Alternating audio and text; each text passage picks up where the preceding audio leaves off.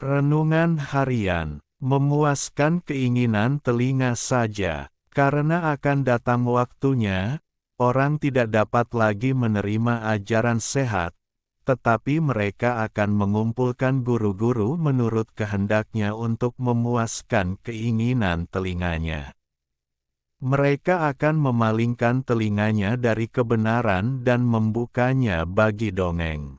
2 Timotius 4:3-4. Tak bisa dipungkiri bahwa banyak orang suka sekali mendengarkan hal-hal yang menyenangkan dan menghibur, suka sekali dengan hal-hal yang bersifat pujian dan sanjungan, suka sekali mendengar kata-kata manis dan enak untuk didengar, tanpa memperhatikan apakah yang didengarnya itu benar atau tidak. Mereka lebih suka mendengarkan tema-tema khotbah yang hanya memuaskan telinganya. Khotbah tentang berkat, kekayaan, kelimpahan, atau kenyamanan, itulah yang dicari-cari. Sedikit orang yang mau mengarahkan telinganya untuk mendengarkan khotbah-khotbah keras yang berisikan tentang teguran, seruan pertobatan, atau khotbah yang membongkar dosa. Sedikit orang yang mau ditegur, dinasihati, dan dikoreksi kesalahannya. Itulah keadaan manusia di zaman seperti sekarang ini. Yang dicari bukan lagi kebenaran, namun hal-hal yang memuaskan telinga.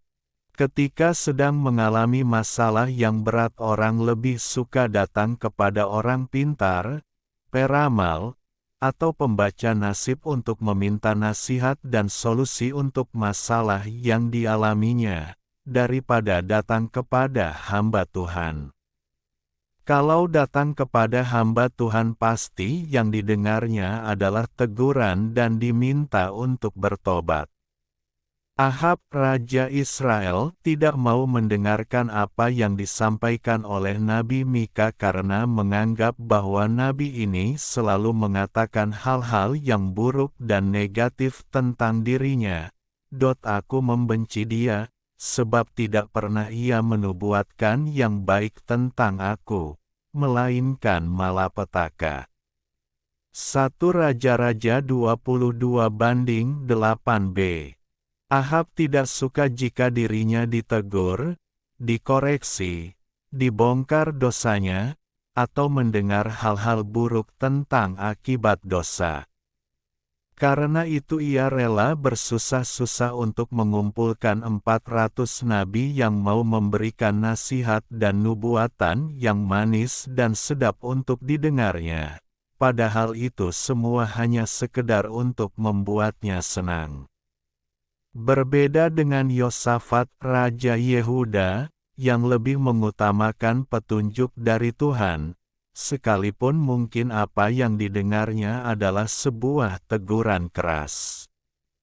Akibatnya Ahab tewas dalam peperangan melawan orang Aram sedangkan Yosafat selamat. Baca 1 Raja-Raja pukul 22:26-40.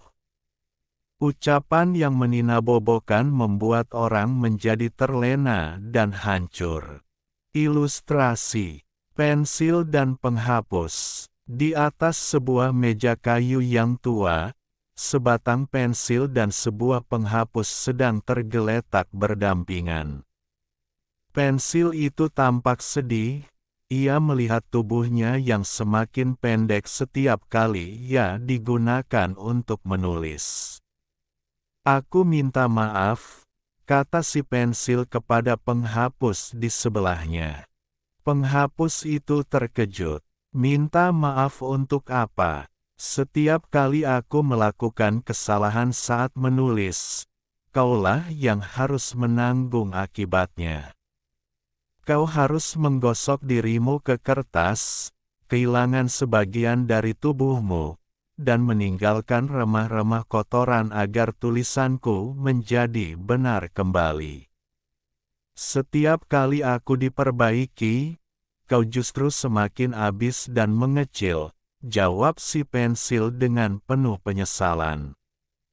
Penghapus itu tersenyum lembut, meski sudut-sudut tubuhnya sudah mulai tumpul. Jangan minta maaf. Itulah alasan mengapa aku diciptakan. Tugasku adalah membantu memperbaiki kesalahanmu agar tulisan itu menjadi indah untuk dibaca. Aku tidak merasa rugi menjadi kecil, karena aku tahu setiap bagian dari tubuhku yang hilang telah berubah menjadi kesempatan kedua bagimu.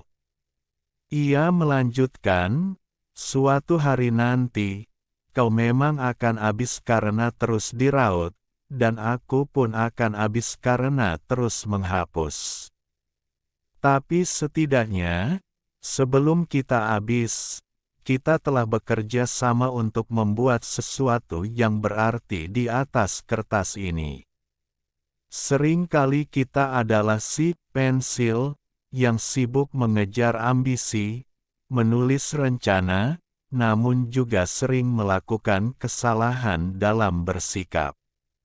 Di sisi lain, ada orang-orang seperti orang tua, pasangan, saudara, atau sahabat yang rela mengecilkan diri dan mengorbankan waktu, tenaga, bahkan impian mereka sendiri demi menutupi kekurangan kita atau memberi kita kesempatan kedua untuk mencoba lagi.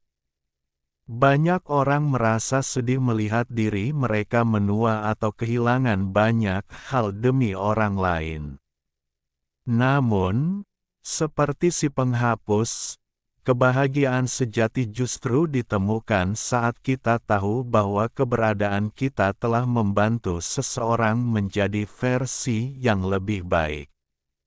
Mari kita belajar menghargai penghapus dalam hidup kita sebelum mereka benar-benar habis, dan jangan pernah takut untuk menjadi penghapus bagi orang lain, karena sebuah pengorbanan yang tulus tidak pernah berakhir sia-sia, ia akan tercatat sebagai kebaikan yang abadi.